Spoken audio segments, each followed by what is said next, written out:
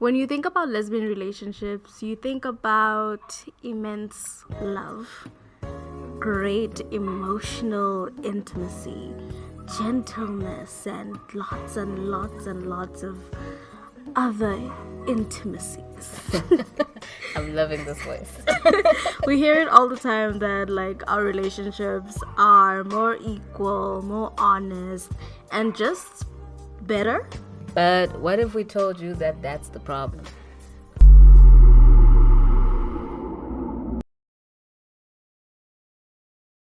A few weeks ago, we got a suggestion from one of our roommates about an episode on the queer way of life.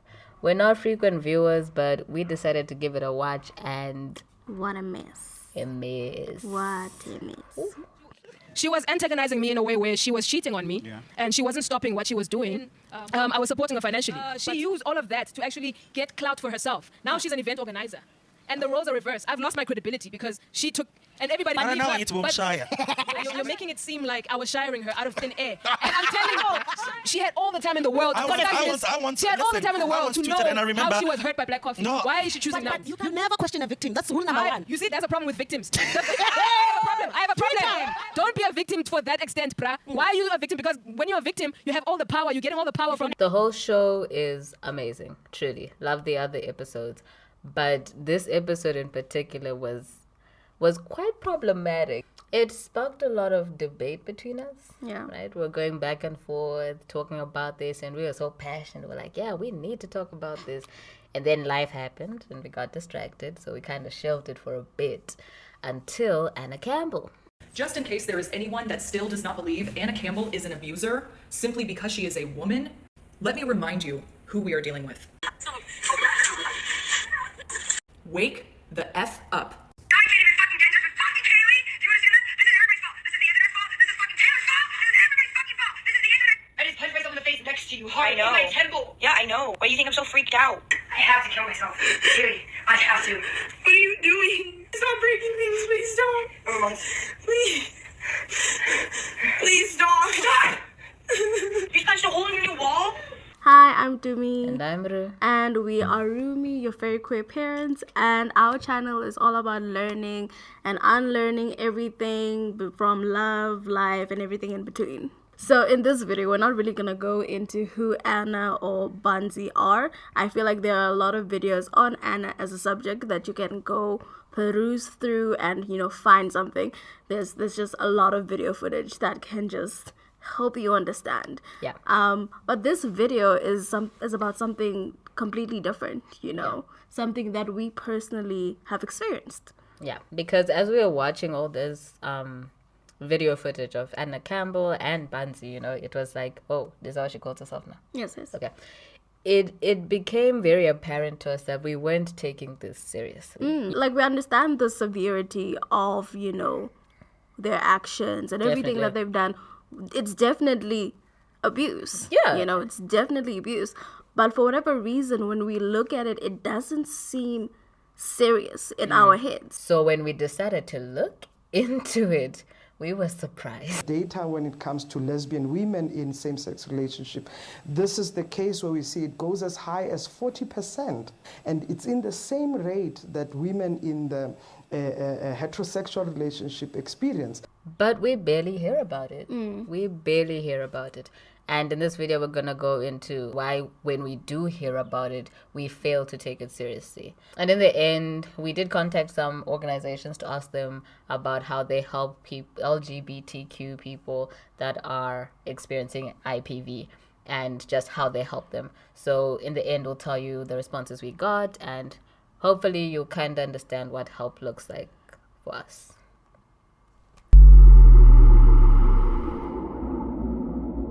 Okay, everyone, pop quiz. What is the name of this clothing item?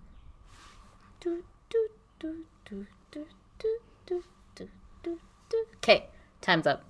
Right. It is colloquially known as the wife beater. I would like to be the first to say that is a horrible, horrible name for a shirt. Have you ever called it that? No. I think I heard this from you. I think I heard it from you and you were like, no, I heard it from TV. And you're like, TV was oh, always wife like- beater. And I was like, excuse me? Wife beater? Like, I thought maybe like wife bitter or wife. I don't know how we were spelling it, but I made all these connections in my head, and I was like, these excuses, because how? Because it can't. It But can't. it did. It did happen. It was known as a wife beater. And the history is actually kind of interesting, right? So we're going to give y'all a quick history lesson. So this guy, James Hartford Jr., beat his wife to death in 1947 and was photographed wearing this tank top with the caption, "The Wife Beater." So Hollywood, being Hollywood, got really excited over this, and they kind of took that imagery and made it like the image of the brutish man in film, you know. So the husband who's just, you know, a low life and just horrible, a drunkard or whatever, right, would normally be walking around the house with the undershirt. Like, do you guys remember Michael Ealy's character in For Colored Oh Girls? my gosh, Yes. I still hate him. Yes, I still To hate this him. day, But still hate I him. distinctively remember him wearing that The white undershirt. the white undershirt. Yeah, that's what it's actually called, right? Because Yes. men wear it under their work shirts, right? So, yeah, and then 1997 rap culture kind of cemented this because gangs would be walking around wearing these wife beaters, you know? So the term just kind of started being thrown around everywhere because, you know, you'd look at TV and, you know, wife beaters are wearing that, and, you know, you see the picture and it's like the wife beater, and then now you see gang members and you're just like, they're wearing wife beaters, and it just became like a running I wouldn't say joke, but yes. in I a mean, it is a sense. joke that we named an item of clothing that, but yes, inappropriate, definitely inappropriate joke. Yeah, but now people are kind of coming to understand that, okay, this is kind of, it's not okay. It's not good. It's not okay. So a lot of shops don't, you know, like label it wife beater when you go shopping for it. It's just, you know, a white tank top because that's what it is, you know. So back to our topic, right? For the most part, the image of abuse was physical, and it was done to women by men, right? And then the feminist movement happens, right, in the 70s? Yeah, 70s. Somewhere there. The feminist movement happened, and they're like, yeah, the patriarch is making men violent. They are beating us in our homes, you know. And to gain sympathy from men who had the power to, like, you know, make legal changes and implement these things, they had to pick the poster child of, you know, domestic abuse. Forgive me for that sentence, but it will make sense soon, right? And basically, they picked the gentle, dainty, white housewife. The defenseless housewife. Yes, the defenseless housewife, basically. Heterosexual housewife.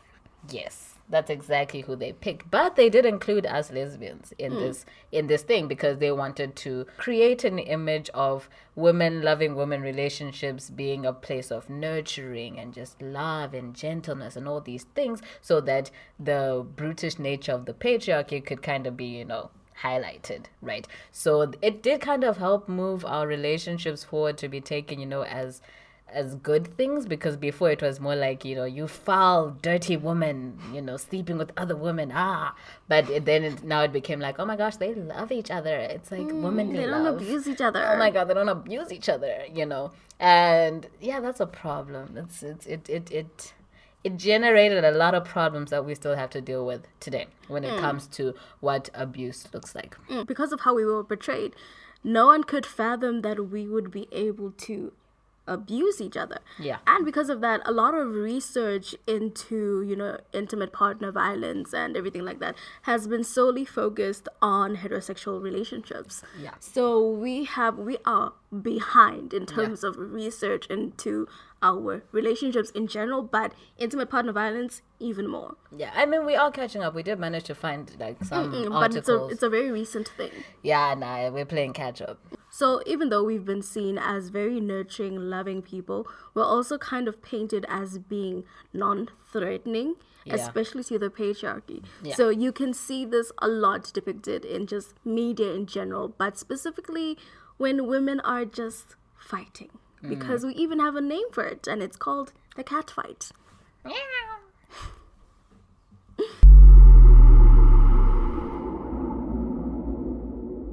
So when I was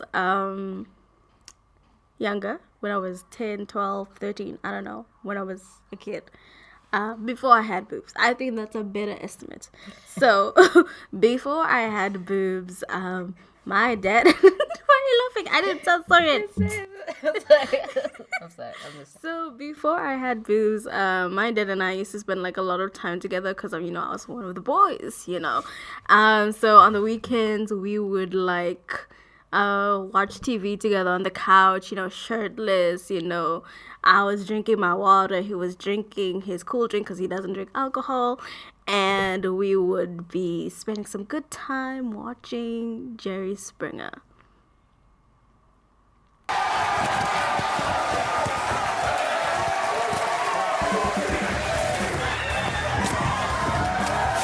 Looking back now, I definitely don't think, I should have been watching that show, especially at such a young age without much context. But now when I think about it, the show really did portray and even facilitated domestic violence to a certain extent, What do you mean by facilitated? Allegedly.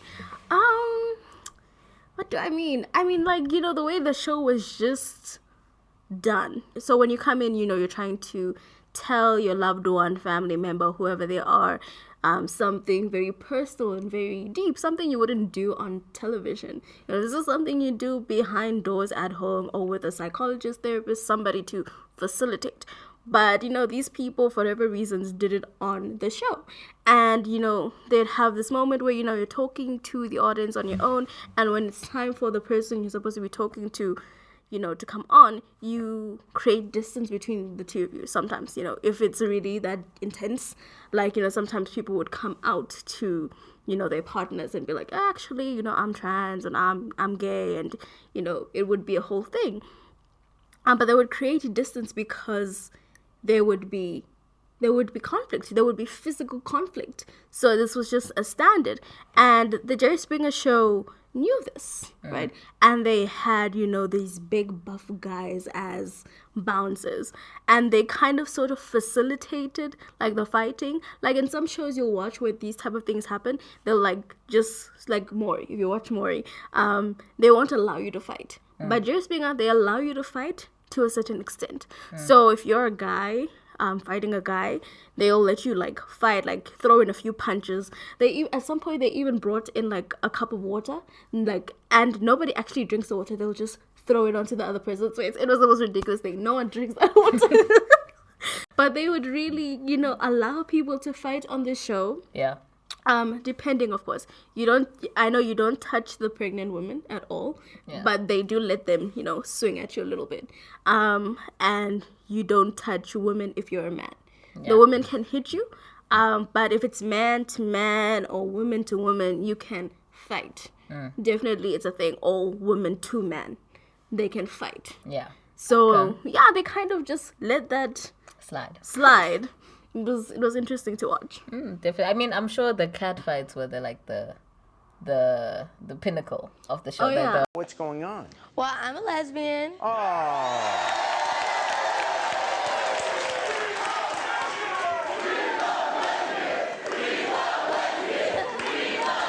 There you go. Paid more than just, that kind of fighting. There were mud fights and chocolate fights. Just on Jerry Springer? Yes. No, because for me, when I hear mud fights and all these things, I think wrestling. Because I know WWE had like the female wrestlers would do like the mud wrestling and all these other things, in Jello at some point, I think. I don't know, with food. Lots of but food the items. guys got to be like in cages and ladders and chains and all these things. And like the woman could also do the cage thing. But I've never seen guys mud wrestling or Jello fighting on WWE. Granted, I'm not an avid watcher, but like even without me being an avid watcher, that mud wrestling was just so readily available. It's just, I feel like if you pay attention to Jerry Springer in particular, you look at the titles and you look at the kind of content they do, and it just sounds like Facts. Like, it just sounds like clickbaity. Facts. And maybe, I don't know, this is just for some of us, but if you've noticed like the evolution in the titles of it's just me. Like, there's just been a slight change. Now it's more descriptive, It used to be, ebony thick chick, you know, but now it's like ebony thick chick, you know, choking on eggs, fell There's here. context. There's a lot of descriptive context. writing It's now, quite, you know.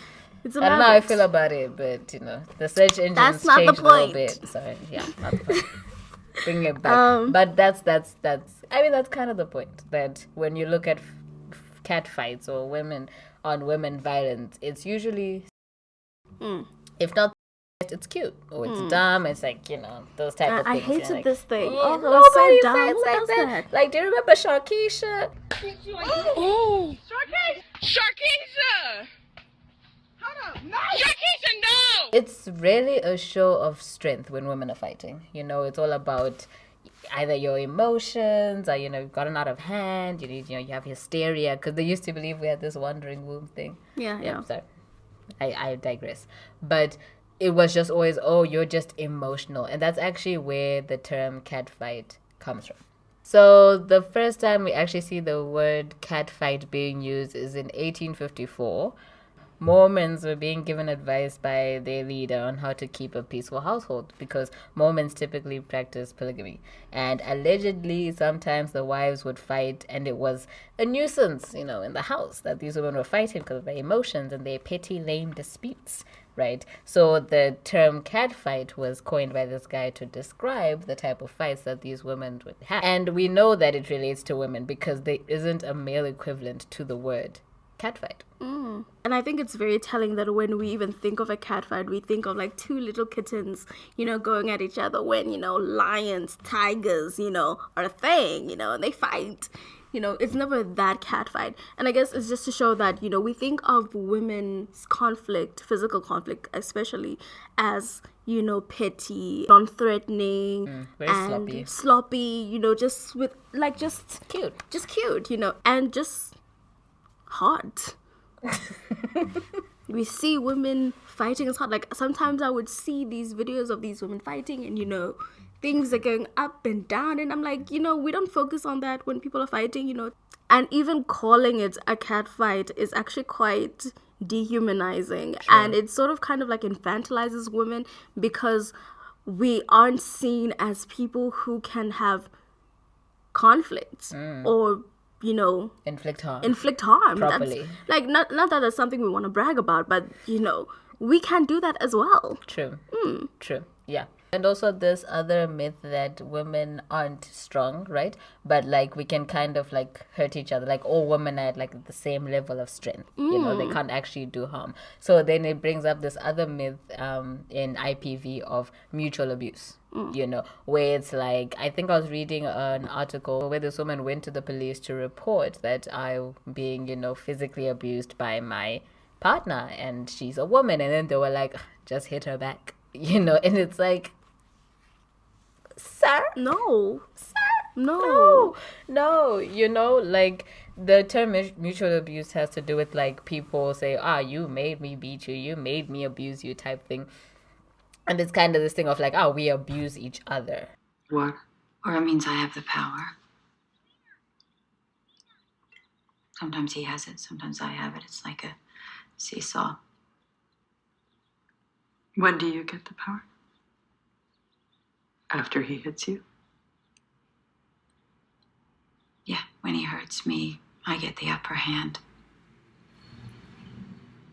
The more he hurts me, the higher I go, the longer I stay until he's been very loving.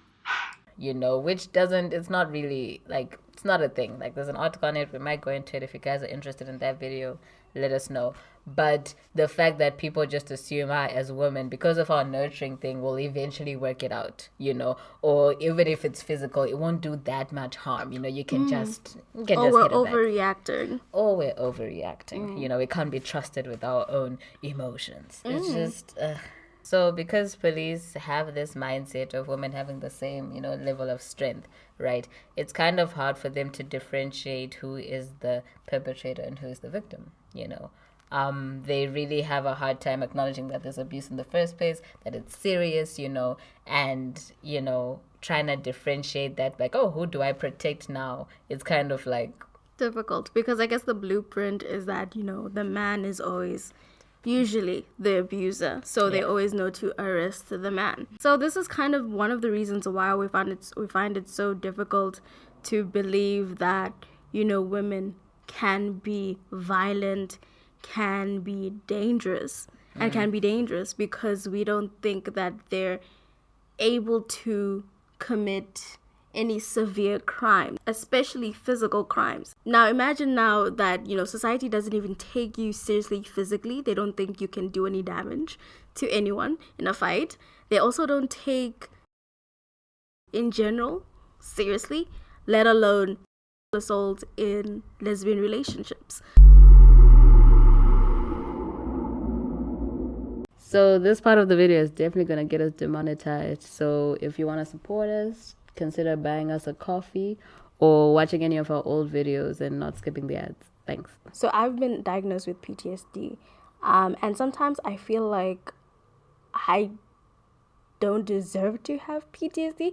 I know it's a weird thought, but I feel like I shouldn't be complaining because I have it better than others because, one, I was by women, so it's not really, you know, assault. It's not really that deep. So I have moments where I am really experiencing my trauma but having to tell myself not to because I just can't seem to understand why I feel so traumatized. It's such a weird feeling. And with men, you know, it's just the usual. I accept it. I'm like, no, definitely I'm the victim.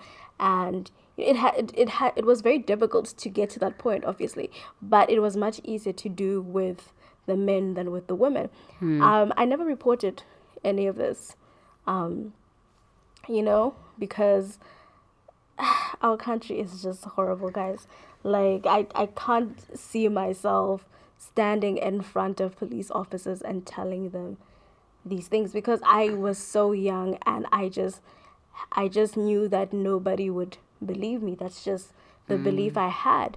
I didn't think anyone would. I didn't bother telling anyone about being as a kid because no one would believe that I was being by a woman, you know? Yeah. It was much easier to talk about guys assaulting you than about women. So I never really said anything about my aunt until like years later. No, it's really hard. I mean, especially when you say that it was your aunt who did this to you, because in our customs and our traditions as some African people, our aunts have autonomy over our bodies. So I know in some cultures, aunts even are allowed to, are expected actually, to stretch out your labia, your outer lips, right? And to make it more pleasurable for your husband later. I don't know. I didn't get into it, but it does happen. So I can imagine how hard it is to be like, this makes me uncomfortable. You know, I don't want this woman to be touching me. And it's like, but it's our culture. You know, that's like strike one, because women aren't seen as, you know, they're only seen as nurturers and caregivers. So everything they're doing, anything they'll be doing to you is seen as an act of love. Yeah. You know, like they can't imagine that a woman would actually hurt you in that way. But I also thought about, you know, the culture we have as girls for like loving each other and being allowed to show affection. Yeah. Like I also saw it in that, you know, from that perspective, because I think women are allowed to touch each other, you know, and be very much in each other's spaces. So it can be very difficult to register a girl, you know, touching your butt or, you know, squeezing your boobs without your consent as assault. Definitely. You know? Definitely.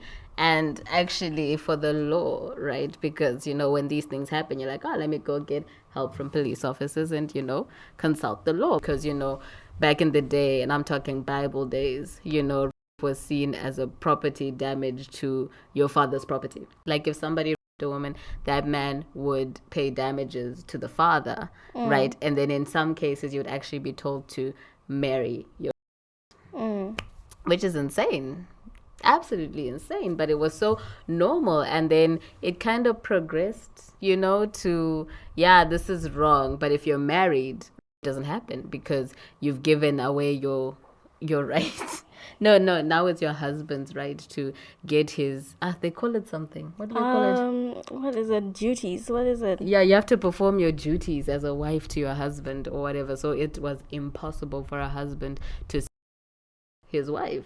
Right? And then it evolved again, to be like, okay, it does happen, but it must be violent, and you must show resistance, because if you're just submissive, then we're going to take that as consent. Right? And then it evolved again.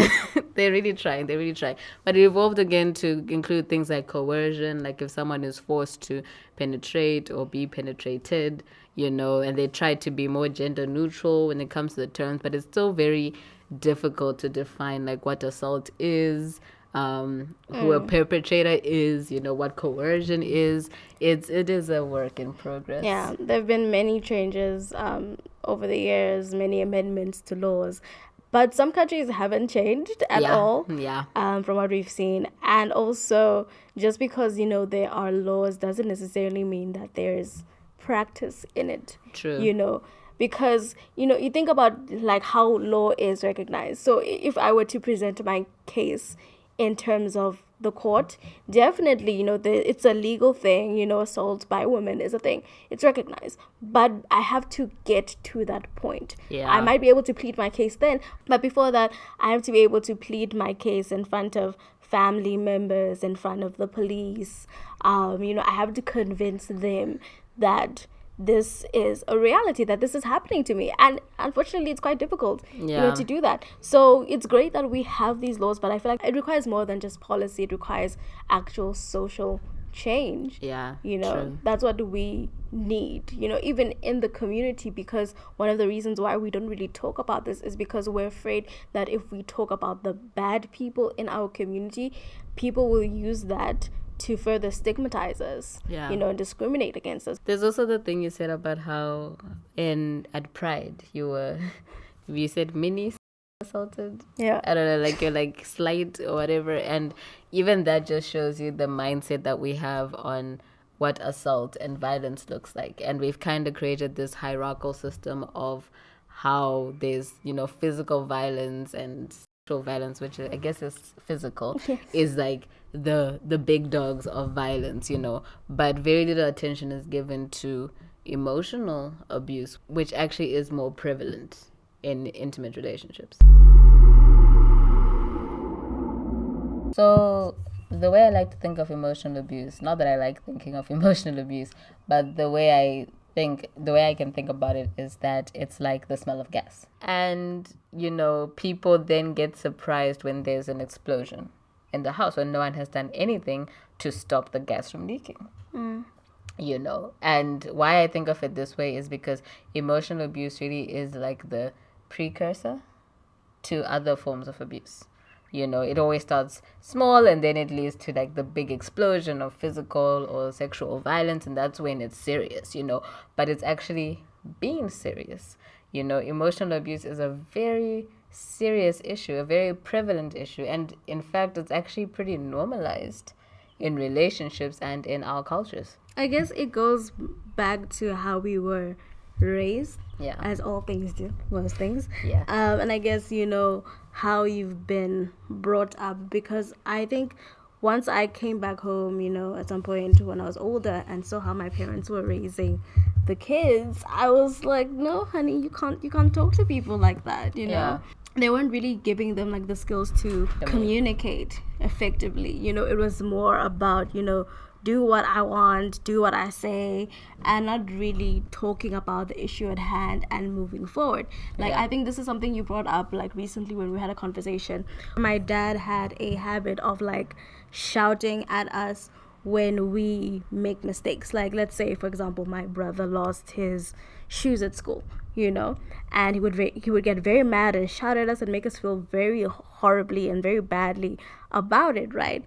But then the other day he lost his own wallet and no one was shouting at him, being mad at him. If anything, we were all putting so much energy into helping him find it, right? And when you showed me like, the difference in which we were handling both issues, it didn't make sense that we shout at children and berate them for simply making normal mistakes. Like, can you imagine trying to trust a 7-year-old with their life? Like, that's ridiculous. They're children. They're gonna forget. There are more important things to them right now besides the issues. And it's ridiculous to put so much expectations and then make them feel bad for making mistakes. It just wasn't making sense. But that's how it starts. You start expecting these things, especially when you get them from people you love. And this is the chain of communication. You do something, you get shouted at, you get berated. We go into our adult relationships with the same set of expectations of how to communicate, how to have relations. It just doesn't work. It's very toxic. It is very toxic. It's all about control. Yeah. Like, I think even my mom said it to me when she was shouting at me about being gay. She was like, you need to find a man to control you. You remember that? I do, unfortunately. Yeah. Right. And it's just about in the household, there must be the head of the household who is controlling everybody else. And it's never really about cohesion and trying to find the ideal for everybody in the household so that they can best thrive. It's never about that. It's just about, it's under my roof, you do what I do. And it's just abuse coming from the people that should love you unconditionally, because that's your family and those are your parents. We know better now.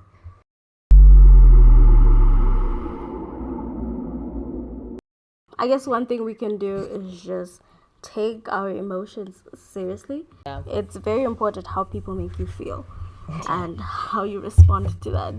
I think a lot of focus has been on survivors. Why survivors stay, why did they leave sooner, how many people are survivors. But I think it's time that we look into ourselves and see ourselves as possible, abusers. Yeah. Let's think of it in that term, because if there are no abusers, there are no victims. And as well as just, because I went to an all-girls school, right? And women and their words, guys. As women, that is our weapon. Our tongues are our weapon. Easily we can crush someone's soul with a sentence. Because she has nothing else going on.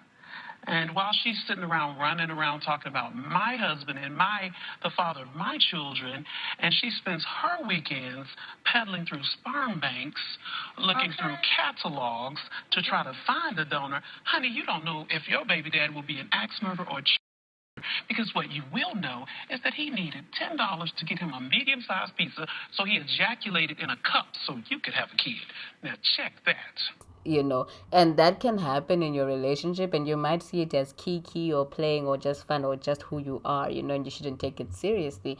But if you're in a relationship, it's not just about you, it's about how am I making my person feel, how does this make me feel? Why does this make me feel this way? Why must I talk in this tone? Why does it make me, just literally dissecting it step by step and just dumbing it down for you, because it's really rare that you take that time out to try and understand what the hell you're doing and what you're talking, because we're on go, capitalism.